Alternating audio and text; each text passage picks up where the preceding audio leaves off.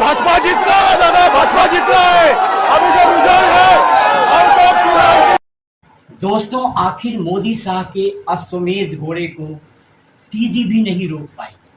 बिहार से होते होते आखिरकार बीजेपी ने बंगाल भी फतह कर लिया। दोस्तों, आज हम बात करेंगे बीजेपी की जीत में क्या क्या अहम मुद्दे निकलकर सामने आए और दीदी की हार के क्या क्या कारण रहे। दोस्तों, मैं रमाश्रय सिंह रमाश्रय वॉइस पर आप सबका स्वागत करता हूं। चैनल यदि सब्सक्राइब नहीं किए हों तो कर लीजिए और घंटी भी बजा दीजिए टन से। वीडियो के अंत तक बने रहिए क्योंकि कुछ अहम मुद्दों पर बात होने वाली है। दोस्तों, सब जगह चर्चा हो रही है ज्ञानेश कुमार की इस बीजेपी की जीत में अहम भूमिका रही। बीजेपी वाले कह रहे हैं कि ज्ञानेश कुमार ने बंगाल में बैटालियन पर बैटालियन उतारकर लोगों के मन से दीदी के गुंडों का भय निकाल दिया और पहली बार बंगाल में लोग पोलिंग बूथ तक बिना डर भय के गए और अपने पसंदीदा उम्मीदवार को वोट दिया। सुनने में बहुत अच्छा लगता है। ऐसा लगता है कि ज्ञानेश कुमार जी ने बाबा साहब के संविधान को वेस्ट बंगाल में अक्षरशः लागू किया।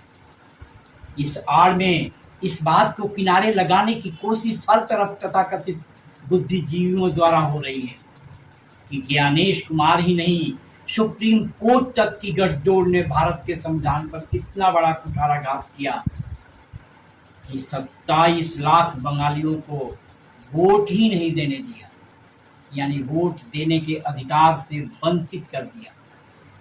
90 लाख लोगों के वोट काटकर 60 लाख नए जोड़ लिए गए और 22 साल से जो लोग वोटर आईडी बनाकर वोट देते रहे थे उनको उनके संवैधानिक अधिकार से वंचित कर दिया गया।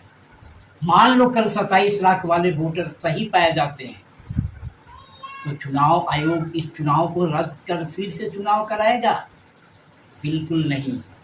और हम भारतीय बड़ी जल्दी भूल भाल कर उस मुद्दे को छोड़ अगले मुद्दे की तरफ निकल जाते हैं।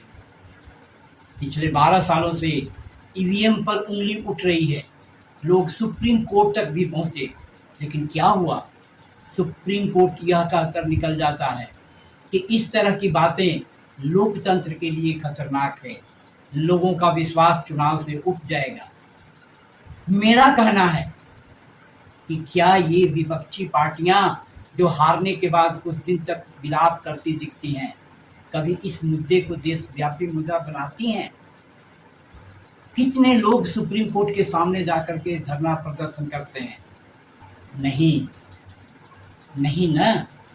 मतलब साफ है कि ऐसे हालात में कोई कह देगा कि ईवीएम वाली धांधली विपक्ष के लिए सिर्फ दिखावे का मुद्दा है।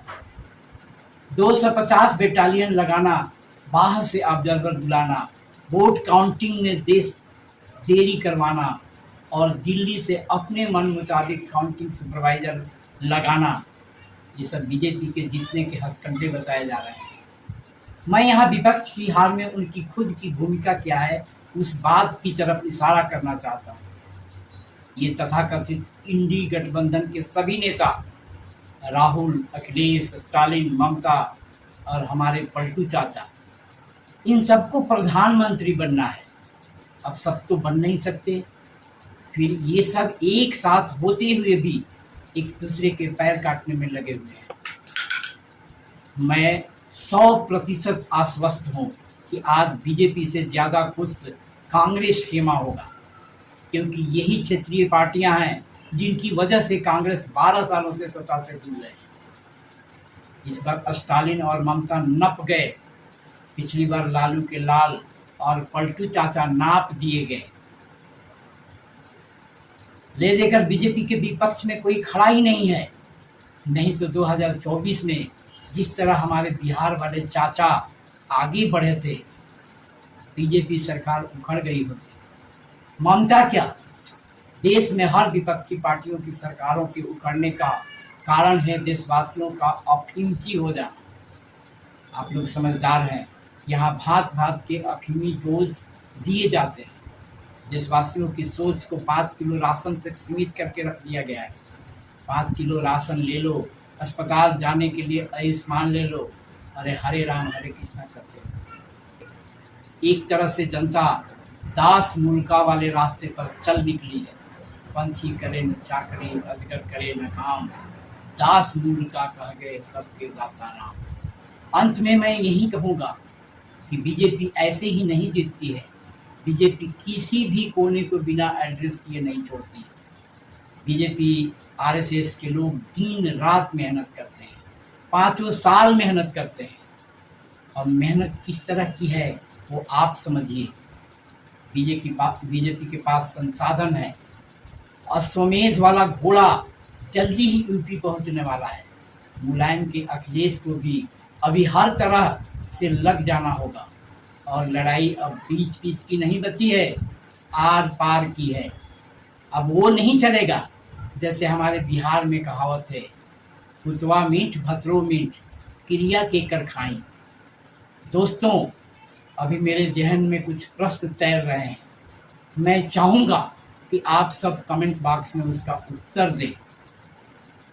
लाडली बहन योजना जैसी योजनाएं ज़्यादातर बीजेपी शासित राज्यों में ही सफल क्यों होती हैं? विपक्षी राज्यों में क्यों नहीं? एंटी इनकम्बेंसी बीजेपी शासित राज्यों में क्यों नहीं दिखती? बाहरी ऑब्जर्वर बीजेपी शासित राज्यों में चुनाव आयोग क्यों नहीं लाता? राज्यों के अधिकारियों को चुनाव के समय बीजेपी राज्यों में क्यों नहीं बदला जाता?